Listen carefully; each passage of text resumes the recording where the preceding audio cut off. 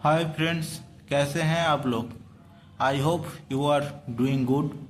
इस वीडियो में मैं बताऊंगा कि मैंने इस बार का मेंस क्यों पास नहीं किया, क्या क्या ब्लंडर मैंने किया था और आप लोगों को वो ब्लंडर अवॉइड करना चाहिए क्योंकि अगर आप लोगों को पास करना है। ठीक देख रहे हैं अभी यूपीएससी विद चिन्मय। एंड अगर इस चैनल पे नए हैं तो वीडियो को जरूर लाइक करिएगा और चैनल को सब्सक्राइब कर दीजिएगा। चलिए, इस बार मेरा जो मेन ब्लंडर क्या हुआ, मुझे लगा था मेरा ऑप्शनल इतना अच्छे से तैयार नहीं था। ऑप्शनल का जो अगर देखा तैयार नहीं था, क्यों बोल रहा हूँ, क्योंकि मैं जॉब के साथ प्रिपेयर करता हूँ। जॉब के साथ तो हार्डली 4 से 5 घंटा टाइम मिलता है। ठीक है, ये मेरा दूसरा प्रीलिम्स था और पहला प्रीलिम्स में मैं फेल किया था। तो फेल करने के लिए मेरा मन में ऐसा एक डर बैठा था जो कि प्रीलिम्स को पास करना ही है। और प्रीलिम्स को पास करने के लिए मैं पिछले साल जनवरी ऑनवर्ड्स प्रीलिम्स के लिए पढ़ाई चालू कर दिया था। तो ऑप्शनल तो तैयार नहीं था, इतना तैयार नहीं था कि ऑप्शनल का पूरा सिलेबस भी ख़त्म नहीं हुआ था। PYQ तो मैं कभी देखा ही नहीं था। PYQ मैं कब किया था? PYQ किया था प्रीलिम्स पास करने के बाद। तो प्रीलिम्स पास करने के बाद PYQ करो, रिवाइज करो, उतना सब मतलब बहुत दिक्कत का काम है। तो उसके लिए एक तो मेरा दिक्कत हुआ। दूसरा जो दिक्कत था वो था टेस्ट सीरीज, मॉक टेस्ट देना। मैं टेस्ट सीरीज तो खरीदा था एक ऑर्गेनाइजेशन से, पर वो बहुत बेकार निकला। मेरा पूरा पैसा ही वेस्ट हुआ क्योंकि वो पहले दिन जब फ़ोन किया पहला टेस्ट लिखने के बाद ऐसे बड़ा चढ़ा के दिया कि मेरा कॉन्फिडेंस लेवल को बहुत ओवर कॉन्फिडेंस लेवल पे ले गया कि आप तो बहुत अच्छे हैं, आप निकल ही लोगे, करोगे। तो मेरा ग्राउंड लेवल जो था उससे मैं मतलब इग्नोर करता रहा। एक तो वो कारण हुआ। दूसरे टाइम क्या हुआ, उसके बाद क्या हुआ, 2-3 टेस्ट के बाद रिप्लाई नहीं करते थे। टेस्ट रिव्यू करके देते थे 20 से 25 दिन बाद वो भी रिक्वेस्ट करना पड़ता था, तब जाके रिव्यू होता था। रिव्यू में भी अच्छे से ढंग का रिव्यू नहीं होता था।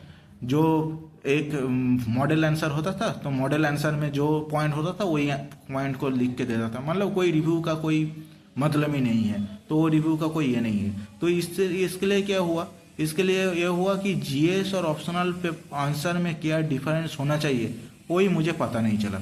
मेरा ऑप्शनल जियोग्राफी था और जियोग्राफी में क्या होता है, GS 1 का भी होता है। तो वो ऑप्शनल और जो GS का पेपर है वो दोनों में डिफरेंस क्या है वही मुझे पता नहीं चला। और मैं जॉब करता हूँ तो मैं जहाँ पे रहता हूँ वहाँ पे मेरा कोई मतलब फ्रेंड सर्कल भी नहीं है कि जिसके साथ मैं डिस्कस कर पाऊँ। तो वो भी एक दिक्कत हुआ कि मैं अकेला ही रह गया, क्या चल रहा है बाहर, कहाँ कैसे खुद को इम्प्रूव करे वो मुझे पता नहीं चला। तो ये एक दिक्कत हुआ ऑप्शनल का। तो आप लोगों को क्या करना है, ऑप्शनल तो अगर ऑप्शनल के लिए आपका प्रीलिम्स से पहले आपका पूरा ऑप्शनल क्लियर सिलेबस कंप्लीट होना चाहिए अलोंग विथ PYQ। ठीक है, अगर आप प्रीलिम्स पास करते हैं तो उस टाइम पे आपका काम होगा सिर्फ रिवाइज और मॉक, यही 2 काम होगा। मतलब मेरे जैसा मत करिएगा कि पूरा कुछ छोड़ के बैठे हैं कि प्रीलिम्स पास हो जाएगा तो देखेंगे, ऐसा नहीं करना। पहले से ही तैयारी चालू रखना। ठीक है, ये एक हुआ, आप लोग ये कर सकते हैं। और ऑप्शनल को वही वाला चूज करना जिसके लिए अच्छे टेस्ट सीरीज अवेलेबल हो, अच्छे मटेरियल अवेलेबल हो, अच्छा गाइडेंस अवेलेबल हो। ऐसे ही वाले टेस्ट सीरीज को लेना है, ऐसे वाले टेस्ट सीरीज को भी लेना है और ऑप्शनल को भी ऐसे चूज करना है। ठीक है, ब्लंडर है मेरा PYQ एनालाइज में मैं उतना ध्यान नहीं दिया क्योंकि मेरे पास टाइम कम था। मैं जो भी मेंस के लिए ज़्यादातर पढ़ा हूँ वो प्रीलिम्स और मेंस के बीच में, तो 3 महीने में इतना टाइम नहीं मिला। सच बताऊँ तो इतना टाइम नहीं मिला। टाइम मिला तो समझ में नहीं आया क्या करना चाहिए। तो PYQ एनालाइज में इतना ढंग से किया नहीं। ठीक है, जो करना चाहिए, जो मैंने प्रीलिम्स में किया था प्रीलिम्स पास करने के लिए PYQ को, उतना वेटेज मैं इस बार मेंस पे PYQ को नहीं दिया। तो इसका खामियाजा मुझे भुगतना पड़ा वो मेंस के रिजल्ट में, जो हुआ नहीं। ठीक है, तीसरा गलती क्या है, एथिक्स पेपर में, एथिक्स मतलब GS 4 पेपर में मैं ज़्यादातर एग्जाम्पल डाल नहीं पाया। तो वो एक बहुत दिक्कत का काम किया क्योंकि एग्जाम्पल के बिना एथिक्स पेपर में मार्क्स लाना बहुत मुश्किल है। और वो एग्जाम को डालने का मुझे मौका नहीं मिला कि मेरा तब ब्रेन काम नहीं किया। जो भी है मैं एग्जाम्पल डाल नहीं पाया ज़्यादा। मुझे तो कुछ याद था एग्जाम्पल, मैं रट के गया था, पर वो डालने का मौका नहीं मिला। तो अब लोगों को अभी क्या करना है, अब लोगों को एक तो सबसे पहली बात ऑप्शनल को बहुत अच्छे से तैयार करना है। ऑप्शनल के बिना मेंस नहीं निकलेगा, ये आप कन्फर्म रहिए, ठीक है। ऑप्शनल के बाद PYQ अच्छे से एनालाइज करना है। PYQ को पास्ट 10 साल का PYQ एकदम पूरा A to Z आपको पता होना चाहिए, ठीक है।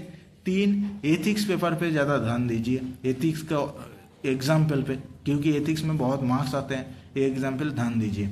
ये 3 आप लोगों को मेन चीज़ करना है अभी कुछ एग्ज़ाम को, मेंस एग्ज़ाम को पास करने के लिए। 2025 अगर आपका टारगेट है तो अभी एक टाइम है, अभी इस टाइम पे आप कंप्लीट कर लीजिए, क्योंकि आप फिल्म्स के लिए पढ़ने लग जाएंगे तो ये सब के लिए टाइम नहीं मिलेगा, ठीक है। तो ये आप कर सकते हैं।